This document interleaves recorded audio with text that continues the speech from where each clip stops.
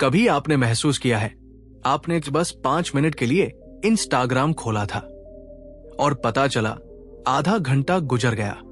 या फिर आप जानते हैं कि सुबह जल्दी उठना चाहिए पर हर दिन वही 5 मिनट और वाला बटन दबा देते हैं? क्या आपने कभी सोचा ऐसा क्यों होता है? क्यों हमारी जिंदगी अक्सर हमारे इरादों से नहीं हमारी आदतों से चलती है? चार्ल्स दुही कहते हैं, your habits are what you are, change your habits and you change your life. यानी आपकी जिंदगी की दिशा आपकी आदतें तय करती है। हम सोचते हैं कि हम निर्णय लेते हैं पर हकीकत यह है कि हम दोहराते रहे। हमारा मस्तिष्क एक एनर्जी सेविंग मशीन है। वो हर रोज के फैसलों को पैटर्न्स में बदल देता है ताकि हमें बार बार सोचने की जरूरत न पड़े। यही पैटर्न्स धीरे धीरे हैबिट्स बन जाते हैं। इस किताब द पावर ऑफ हैबिट में Pulitzer prize winning journalist Charles Duhigg हमें ये सिखाते हैं कि आदतें कैसे बनती है, कैसे हमें कंट्रोल करती है और कैसे हम उन्हें फिर से लिख सकते हैं। ये किताब 3 हिस्सों में बंटी है। एक व्यक्ति की आदतें, कैसे हमारे दिमाग में क्यूरूटीन रिवॉर्ड का लूप काम करता है। 2 संस्थाओं की आदतें, कैसे कंपनियां और संगठन हैबिट्स का उपयोग करके बदलाव लाते हैं। 3 समाज की आदतें, कैसे मूवमेंट्स और कल्चर भी हैबिट्स पर चलते हैं। दुही कहते हैं, habits can't be erased but they can be written. आप अपनी पुरानी आदतों को मिटा नहीं सकते पर उन्हें नए रूप में ढाल सकते हैं। तो आज हम इस किताब की गहराई में उतरेंगे, ये समझने के लिए कि कैसे हर हैबिट के पीछे एक छिपा लूप है, क्यों रूटीन रिवॉर्ड। और जब आप इस लूप को पहचान लेते हैं तो आपके पास अपनी जिंदगी का स्टीयरिंग व्हील आ जाता है। और हाँ, अगर आप भी अपनी जिंदगी की पुरानी आदतें तोड़कर नई शुरुआत करना चाहते हैं तो चैनल ऑडियो बुक 177 को सब्सक्राइब जरूर करें, क्योंकि यहां हर किताब सिर्फ पढ़ी नहीं जाती बल्कि महसूस की जाती है। चैप्टर 1, आदतों का रहस्य, द हैबिट लूप, क्यों रूटीन रिवॉर्ड। हर इंसान की जिंदगी एक अदृश्य लय में बंधी होती है, एक ऐसा चक्र जो हर दिन हर पल दोहराया जाता है। हम सोचते हैं कि हम फैसले ले रहे हैं पर असल में हम अपनी आदतों के कैदी हैं। चार्ल्स दुही कहते हैं कि हर आदत के पीछे एक रहस्यमय लूप छिपा है। क्यों रूटीन रिवॉर्ड, एक संकेत जो हमें ट्रिगर करता है, एक क्रिया जो हम करते हैं और एक इनाम जो हमें सुख या राहत देता है। जब ये चक्र बार बार दोहराया जाता है तो हमारा दिमाग उसे ऑटोमेटिक बना देता है। अब सोचिए, आपका हाथ अपने आप फोन तक जाता है, आपका मन खुद कॉफी मशीन की तरफ खींचता है, आपका मूड बिना वजह गिरता या उठता है। ये सब आप नहीं, आपकी आदतें कर रही होती है। मिट की एक प्रसिद्ध स्टडी बताती है, दिमाग का बेसल गैंग्लिया इन लूप्स को सहेज लेता है ताकि हम हर बार एनर्जी खर्च न करें। यानी दिमाग एफिशिएंसी चाहता है, एक्सलेंस नहीं। वो अच्छे और बुरे में फर्क नहीं करता, वो बस दोहराव पसंद करता है। और यही छिपा है बदलाव का रहस्य। आप हैबिट को मिटा नहीं सकते पर उसे रीराइट कर सकते हैं। क्यों वही रखिए, रिवॉर्ड वही रखिए, बस रूटीन बदल दीजिए। जैसे अगर आप तनाव में मिठाई खाते हैं तो उसकी जगह वॉक या मेडिटेशन की रूटीन बना लीजिए।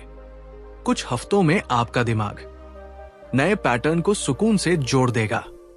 यही है द हैबिट लूप का जादू। एक बार इसे समझ लिया तो आपकी आदतें आपकी गुलाम नहीं रहेंगी बल्कि आपका हथियार बन जाएंगी।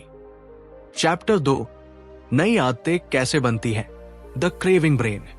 हर आदत के पीछे एक अदृश्य ताकत होती है, इच्छा, क्रेविंग, वो छोटी सी चाह जो दिमाग को कहती है मुझे वो सुकून चाहिए जो मुझे पहले मिला था।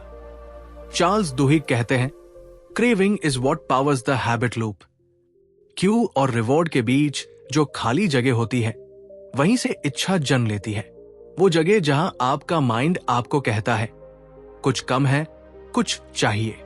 पेप्सोडेंट टूथपेस्ट की कहानी याद करिए। 1900 के दौर में लोग दांत नहीं मांजते थे, लेकिन जब पेप्सोडेंट ने अपनी पेस्ट में एक ऐसा एलिमेंट जोड़ा जो ब्रशिंग के बाद मुंह में टिंगलिंग सेंसेशन देता था। लोग उसी फीलिंग के आदी हो गए। अब वो ब्रशिंग जरूरत से नहीं, उस टिंगल के क्रेविंग से करने लगे। यही है हैबिट फॉर्मेशन का साइंस। जब दिमाग रिवॉर्ड को एंटिसिपेट करता है तो हैबिट जन्म लेती है। न्यूरोसाइंटिस्ट्स कहते हैं कि जब क्रेविंग सक्रिय होती है तो डोपामाइन नाम का रसायन दिमाग में फैलता है। वो हमें ड्राइव देता है, मोटिवेशन देता है, लालसा देता है। अगर ये क्रेविंग पॉजिटिव डायरेक्शन में जाए तो ग्रोथ बनती है, और अगर नेगेटिव डायरेक्शन में जाए तो एडिक्शन। इसलिए दुहिक कहते हैं, नई आदत बनाने का सबसे पहला कदम रिवॉर्ड नहीं, क्रेविंग डिजाइन करना है। The craving formula. एक क्यू पहचानो, क्या ट्रिगर करता है।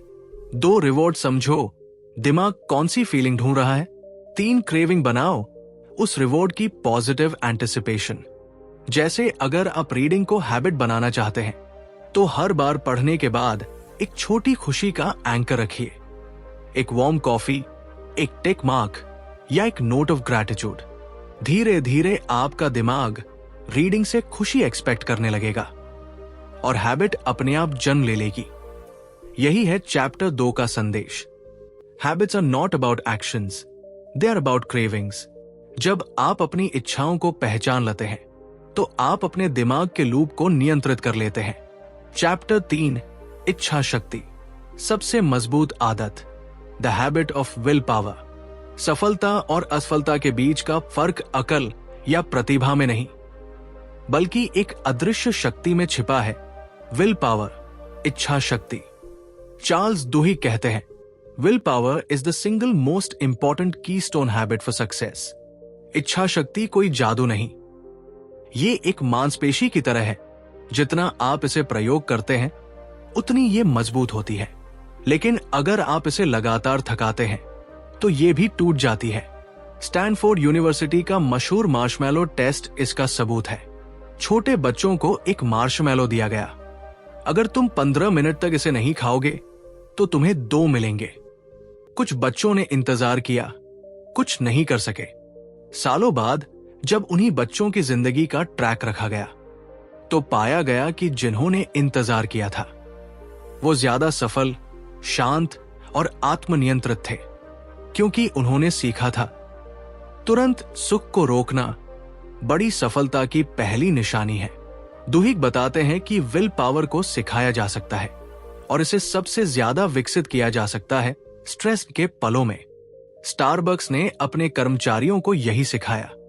हर मुश्किल ग्राहक या दबाव के पल के लिए पहले से एक रूटीन तैयार करो। जब कोई गुस्सा करे, क्यों, मैं गहरी सांस लूंगा। रूटीन, ताकि मैं शांत रह सकूं।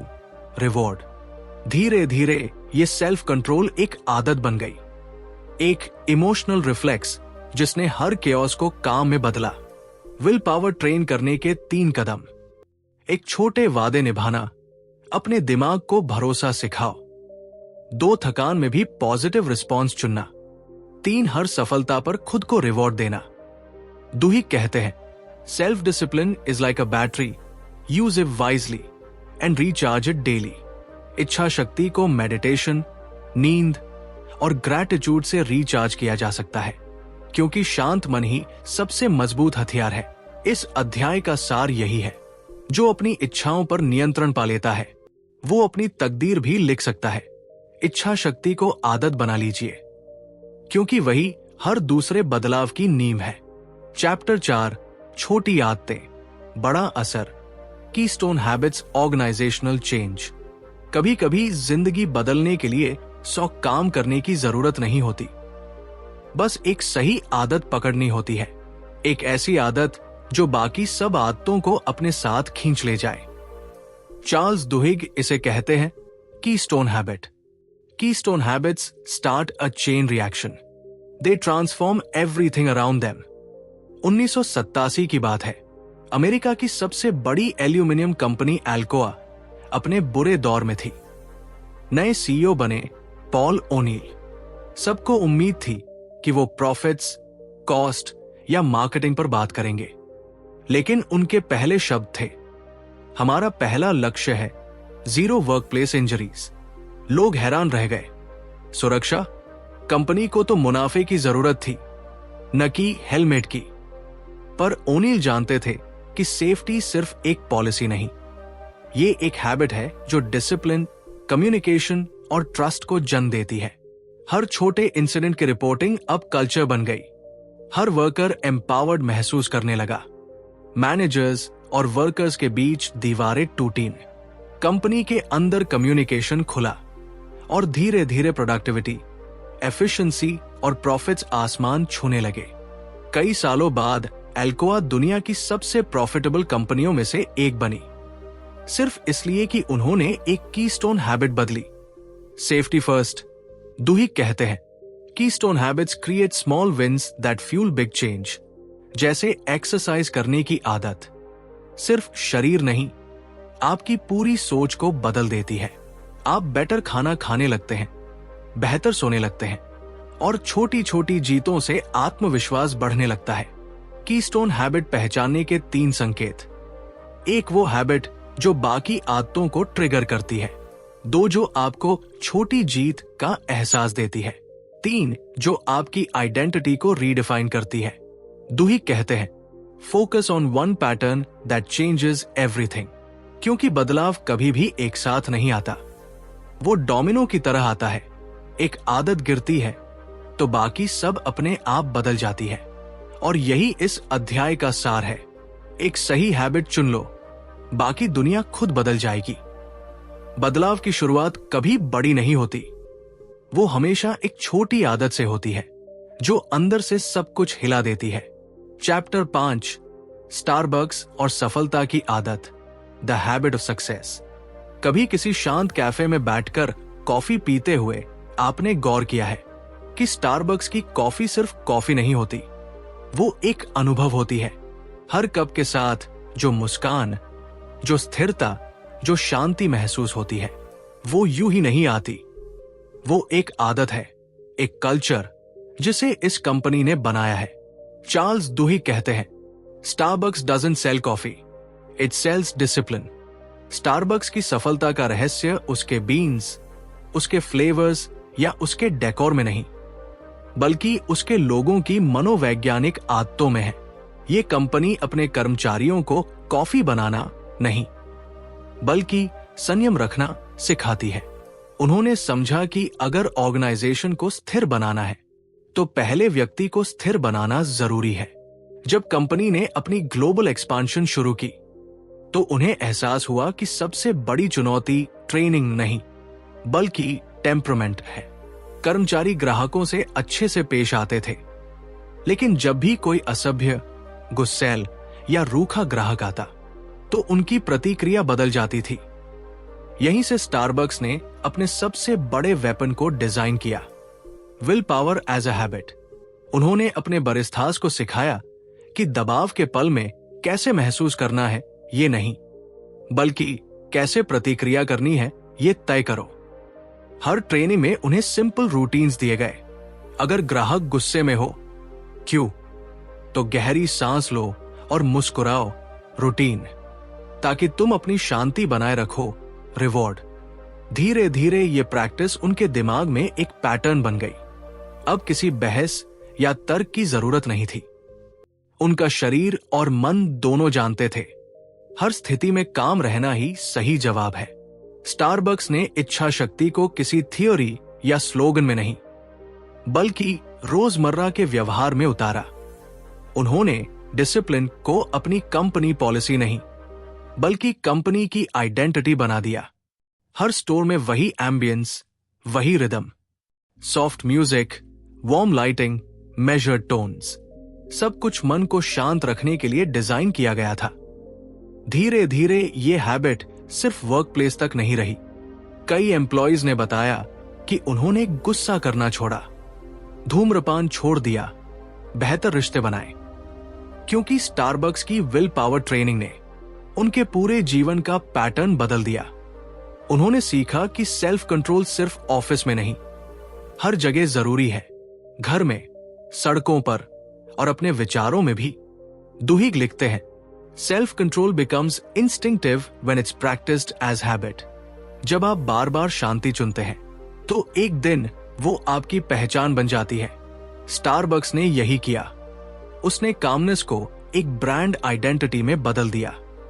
और यही कहानी हमें एक गहरी सीख देती है कि अनुशासन कोई कैद नहीं, बल्कि आजादी का दूसरा नाम है। क्योंकि जो व्यक्ति अपनी प्रतिक्रिया पर नियंत्रण रख सकता है, वो किसी भी परिस्थिति को अपने अनुसार मोड़ सकता है। जो व्यक्ति क्रोध के समय शांत रह सकता है, वो दुनिया की हर चुनौती को संभाल सकता है। स्टारबक्स की ये यात्रा एक सच्चाई उजागर करती है। सफलता का राज स्ट्रैटेजी या स्लोगन्स में नहीं, बल्कि उन अदृश्य आदतों में छिपा है जो हर दिन बार बार दोहराई जाती है। इसी दोहराव से व्यवहार बनता है, व्यवहार से संस्कृति बनती है, और संस्कृति से जन्म लेती है महानता। स्टारबक्स ने हमें यह सिखाया कि महानता लाउड डिसीजन से नहीं, बल्कि शांत आदतों से जन्म लेती है। हर कप कॉफी के साथ उन्होंने दुनिया को ये याद दिलाया, calmness is also flavour of success. Chapter 6, संकट की शक्ति, the power of a crisis. कभी कभी जिंदगी हमें ऐसे मोड़ पर लाकर खड़ा कर देती है जहां सब कुछ बिखर जाता है, और ठीक उसी पल एक नया निर्माण शुरू होता है। चार्ल्स दुहिग कहते हैं, crisis are the most powerful catalysts for change. यानी संकट वो आग है जिसमें पुरानी आदतें जलकर नई बन जाती है। हर संगठन, हर इंसान अपनी दिनचर्या, अपनी आदतों में कैद रहता है, लेकिन जब कोई हादसा, गलती या आपदा आती है, तो वही आदतें टूटती है और वही से नई संस्कृति का जन्म होता है। एल्कोआ की कहानी के बाद दुहिग एक और शक्तिशाली उदाहरण देते हैं, रोड आइलैंड हॉस्पिटल का। ये अमेरिका का एक बड़ा मेडिकल सेंटर था, लेकिन इसके अंदर एक खतरनाक संस्कृति पनप चुकी थी, हायरार्की और साइलेंस। डॉक्टरों के आदेश को कोई चुनौती नहीं दे सकता था, चाहे गलती कितनी भी साफ क्यों न हो। एक दिन एक मरीज की सर्जरी के दौरान गलती से गलत जगह ऑपरेशन कर दिया गया। यह हादसा पूरे देश में सुर्खियां बन गया, लोगों का भरोसा टूट गया। लेकिन उसी हादसे ने अस्पताल के अंदर एक अवेकनिंग पैदा की। नए प्रोटोकॉल बने। हर सर्जरी से पहले टीम एक साथ चेकलिस्ट पढ़ती। अब नर्स भी सीनियर सर्जन को टोक सकती थी। हर व्यक्ति को वॉइस दी गई। कुछ महीनों में वही अस्पताल जो अपनी गलती से बदनाम हुआ था, अब टीम वर्क और सेफ्टी के लिए मशहूर हो गया। दुहिग लिखते हैं, crisis destroy comfort and that's when new habits find room to grow. संकट हमें हिला देता है, लेकिन वही हिलना नई जागरूकता लाता है। जब स्टेटस क्वो टूटता है, तो बदलाव के लिए जगह बनती है। लीडर्स की असली परीक्षा संकट में होती है। सफल नेता वही होते हैं जो डर के माहौल को संरचना में बदल देते हैं। दुहिग जनरल इलेक्ट्रिक और नासा जैसे संगठनों की भी बात करते हैं, जहां हर क्राइसिस ने एक नए सिस्टम को जन्म दिया। नासा का अपोलो एक डिजास्टर याद कीजिए, 3 एस्ट्रोनॉट की जान चली गई, पर उस हादसे के बाद नासा ने अपने कम्युनिकेशन सिस्टम और टेस्टिंग कल्चर को पूरी तरह बदल दिया। इसी बदलाव ने अपोलो 11 को संभव बनाया, वो मिशन जिसने इंसान को चांद पर पहुंचा दिया। सीख यही है, कभी कभी जब सब कुछ टूट रहा होता है, तो असल में कुछ नया बन रहा होता है। जब कोई कंपनी या इंसान अपनी गलती को स्वीकार करता है, तो वो खुद को दोबारा गढ़ने का मौका पा लेता है। दुहिग कहते हैं, you can't force people to change, but you can create an environment where change is inevitable. संकट वही माहौल बनाता है जहां पुरानी सोच मरती है और नई दृष्टि जन्म लेती है। अंतिम संदेश, संकट का मतलब अंत नहीं, शुरुआत है। वो आईना है जिसमें हम खुद को नए रूप में देखते हैं। हर गिरावट हमें 2 रास्ते देती है, या तो टूट जाओ या फिर मजबूत बनो। और जब कोई इंसान या संस्था संकट को सीख में बदल देती है, तो वो सिर्फ सर्वाइव नहीं करती, वो इवॉल्व करती है। चैप्टर 7, आदतों का व्यापार, how Target knows what you want before you do. कभी आपको लगा है कि Amazon या फ्लिपकार्ट आपकी सोच पढ़ लेते हैं? आपने कुछ खोजा भी नहीं, पर वो पहले से जान चुके होते हैं कि आप क्या चाहने वाले हैं। आपने बस एक बार किसी प्रोडक्ट पर नजर डाली और अब हर जगह वही चीज दिखती रहती है, जैसे कोई अदृश्य आंखें आपकी हर हरकत देख रही हों। चार्ल्स दुही कहते हैं, companies don't just study what you buy, they study your habits and that's how they control your decisions. Target का रहस्य। दुहिग ने इस चैप्टर में एक अमेरिकी कंपनी टारगेट की कहानी बताई। एक ऐसी कंपनी जिसने डेटा की मदद से लोगों की जिंदगी के सबसे निजी पैटर्न समझ लिए। टारगेट के डेटा साइंटिस्ट्स ने हजारों ग्राहकों की खरीदारी हैबिट्स का अध्ययन किया।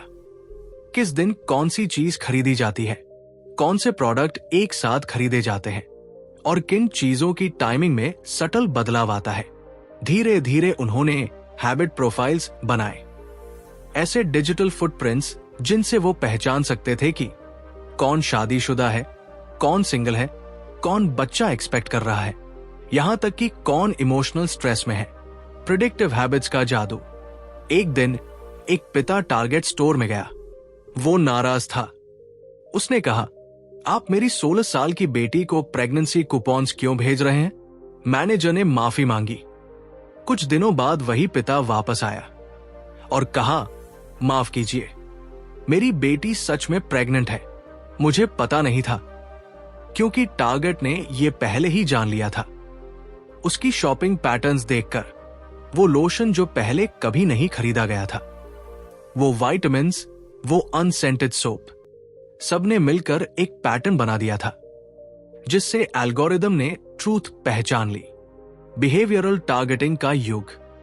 दुहिग बताते हैं कि यह सिर्फ टारगेट तक सीमित नहीं रहा। आज हर बड़ी company, Amazon, Netflix, YouTube, Facebook आपकी हैबिट्स को पढ़ रही है। वे जानते हैं कि आप कब थकते हैं, कब अकेले महसूस करते हैं, कब आपको प्रेरणा चाहिए, और वो उसी पल आपको वही दिखाते हैं। एक प्रोडक्ट, एक एड, एक वीडियो जो आपकी क्रेविंग को ट्रिगर करता है। दुही कहते हैं, the best marketing teaches you to act on your habits without realising it. यानी असली मार्केटिंग वो नहीं जो आपको कुछ बेच दे, बल्कि वो जो आपको कुछ खरीदने की आदत सिखा दे। सीख क्या है? आपकी आदतें अब सिर्फ आपकी नहीं रही, वे डेटा बन चुकी है, और ये डेटा आपके निर्णयों से भी ज्यादा शक्तिशाली है। लेकिन असली शक्ति तब आती है जब आप इस पैटर्न को पहचानना सीख लेते हैं। जब आप जानते हैं कि कब आपकी क्रेविंग आपको खींच रही है, तो आप खुद तय कर सकते हैं कि किस दिशा में जाना है। अंतिम संदेश। दुहिग हमें चेतावनी देते हैं, be conscious of your unconscious choices. क्योंकि इस डिजिटल युग में जो अपनी आदतों का मालिक नहीं, वो अपने डेटा का गुलाम बन जाता है। चैप्टर 8, समाज की आदतें, saddleback church and the Montgomery बस बॉयकॉट। कभी आपने सोचा है कि कुछ आंदोलनों की शुरुआत एक छोटी चिंगारी से होती है, लेकिन वो धीरे धीरे पूरे समाज को जगा देती है। ऐसे ही जन्म लेते हैं सोशल हैबिट्स। चार्ल्स दुही कहते हैं, movements grow when small groups create new habits of community. यानी जब लोग एक साथ एक नई दिनचर्या जीने लगते हैं, तो वही दिनचर्या एक आंदोलन का रूप ले लेती है। रोजा पार्क्स की कहानी, एक आदत से उठी क्रांति। 1955, मॉन्टगोमरी, एल्बमा। एक साधारण शाम, एक साधारण बस और एक साधारण महिला, रोजा पार्क्स। वो थकी हुई थी, पर सिर्फ शरीर से नहीं, आत्मा से भी। जब ड्राइवर ने कहा, खड़े हो जाओ, तो उन्होंने चुपचाप मना कर दिया। यह कोई अचानक लिया फैसला नहीं था, बल्कि एक आदत का परिणाम था। सालों से चली आ रही अन्याय के खिलाफ छोटी छोटी ना कहने की आदत। उनका यह कदम सिर्फ व्यक्तिगत साहस नहीं था, यह उस समाज की सामूहिक आदत का हिस्सा था, जो चर्च, समुदायों और दोस्तों के बीच धीरे धीरे बन रही थी। मॉन्टगोमरी बस बॉयकॉट के दिन लोग सुबह उठे और तय किया कि वो पैदल चलेंगे।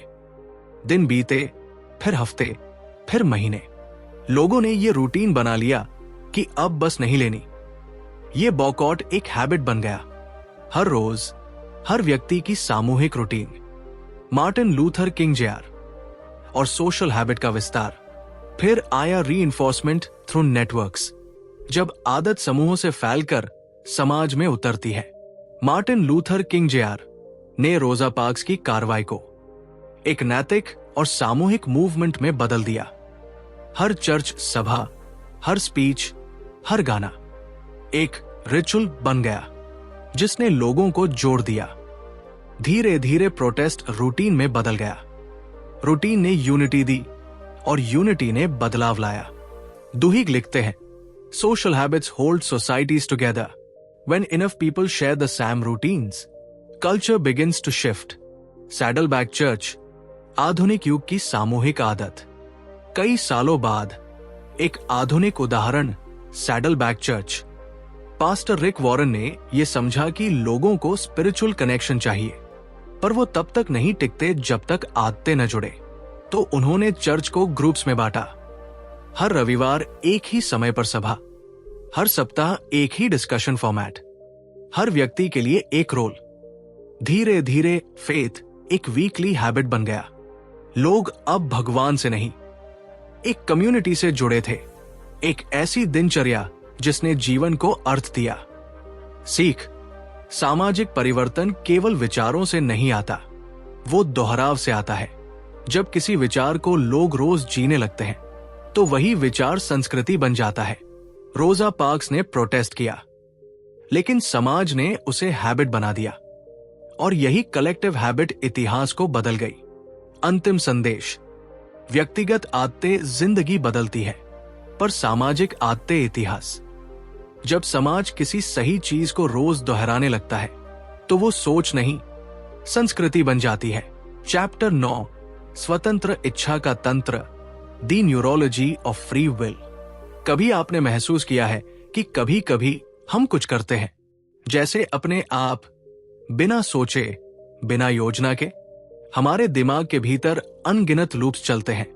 हर एक्शन, हर डिसीजन, हर क्रेविंग एक पुराने पैटर्न का हिस्सा। लेकिन सवाल उठता है, अगर सब कुछ आदतों का नतीजा है तो फिर फ्री विल कहाँ है? क्या हम सच में चुनते हैं या बस वही दोहराते हैं जो हमारे भीतर लिखा जा चुका है? चार्ल्स दुही कहते हैं, habits are powerful but they are not destiny. We can choose which habits define us. एक अपराधी और एक पुजारी, दो दिमाग, दो रास्ते। दुहिग इस अध्याय में दो कहानियां बताते हैं। पहली, एक आदमी यूजीन की, जिसका दिमाग इन्फेक्शन के बाद अपनी यादें खो चुका था, लेकिन उसकी आदतें अब भी काम कर रही थी। वो रास्ता भूल जाता था, पर हर दिन टहलने निकल जाता था। बिना जाने वही मोड़ लेता, वही दरवाजा पकड़ता। उसका दिमाग स्मृति भूल गया था, लेकिन आदत नहीं। दूसरी कहानी, एक युवक की, जो अपराध करता गया क्योंकि उसने अपनी आदतों को कभी बदला नहीं। वो कहता था, मैं रुक नहीं सकता था, पर अदालत ने कहा, तुम्हारे पास फ्री विल था, तुम्हारे अंदर बदलाव की संभावना थी और तुमने उसे चुना नहीं। दोनों कहानियां हमें एक ही बात सिखाती है, habit explains behaviour but belief creates responsibility. हम अपनी आदतों से बने हैं, लेकिन हमें यह चुनने का अधिकार है कि कौन सी आदतें हमें चलाएंगी। दिमाग और विश्वास का रिश्ता। वैज्ञानिकों ने पाया कि जब कोई व्यक्ति सच्चे दिल से मान लेता है कि बदलाव संभव है, तो उसके दिमाग में प्रीफ्रंटल कॉर्टेक्स सक्रिय हो जाता है, वो हिस्सा जो निर्णय, नियंत्रण और चेतना को संभालता है। यानी बदलाव का पहला कदम अवेयरनेस नहीं, बल्कि बिलीफ है। Change doesn't begin in the brain, it begins in faith. जब आप मानते हैं कि आप बदल सकते हैं, तो आपका दिमाग उस परिवर्तन के लिए रास्ते बनाने लगता है। और यही वजह है कि हर ट्रांसफॉर्मेशन कहानी के अंत में आस्था या पर्पस की झलक होती है। जिंदगी का सार, आदतों को दिशा दो, गुलामी नहीं। आदतें आपके लिए काम करें या आपके खिलाफ, ये आप पर निर्भर है। दुही कहते हैं, the difference between who you are and who you want to be is what you repeatedly do. आप अपनी आदतों को मिटा नहीं सकते, पर उन्हें पुनर्लेखित कर सकते हैं। आप हर दिन के क्यू को पहचान सकते हैं, रूटीन को बदल सकते हैं और रिवॉर्ड को रीडिफाइन कर सकते हैं। और जब ये बदलाव विश्वास के साथ जुड़ता है तो ये टेम्पररी इंप्रूवमेंट नहीं, एक स्थायी ट्रांसफॉर्मेशन बन जाता है। अंतिम संदेश। हर सुबह जब सूरज उगता है, आपके सामने एक खाली पन्ना खुलता है। उस पर आप वही लिख सकते हैं जो आप बार बार दोहराते हैं। आपका हर छोटा एक्शन, हर छोटी आदत आपके भविष्य की कहानी गढ़ रहा है। जो व्यक्ति अपनी आदतों का मालिक बन गया, वो अपने भाग्य का लेखक बन जाता है। क्योंकि अंततः freedom isn't the absence of habit, it's the ability to choose the right one। धीरे धीरे किताब का आखिरी पन्ना बंद हो रहा है, पर शायद आपके भीतर कोई नया पन्ना खुल गया है। आपने अभी अभी जाना कि हमारी जिंदगी फैसलों से नहीं, आदतों से बनती है। हर सुबह का सिर्फ 5 मिनट और वाला पल, हर शाम का कल से शुरू करूंगा वाला बहाना, वही हमारी कहानी लिख रहा है। चार्ल्स दुही कहते हैं, change might seem slow until the day it suddenly becomes who you are. बदलाव पहले बाहर नहीं दिखता, वो भीतर पनपता है। धीरे धीरे हर छोटी रेपिटेशन में आप सोचते हैं कि आपने कुछ नहीं बदला, पर एक दिन आईने में खुद को देखते हैं और समझते हैं अब आप वो इंसान नहीं जो पहले थे। ये किताब हमें याद दिलाती है कि आप अपनी किस्मत नहीं चुन सकते, पर आप अपनी आदतें जरूर चुन सकते हैं। और जब आप आदतें बदलते हैं तो आपकी तकदीर खुद रास्ता बदल लेती है। दुही कहते हैं, the golden rule of habit change, keep the cue, keep the reward, but change the routine. यानी वही सुबह, वही समय, वही माहौल रखिए, बस काम बदल दीजिए। स्क्रॉलिंग की जगह पढ़ना, टालने की जगह उठना, शिकायत की जगह आभार। अब एक पल के लिए सोचिए, अगर आज आपने सिर्फ एक छोटी आदत बदल दी तो 1 साल बाद आपकी जिंदगी कहां होगी?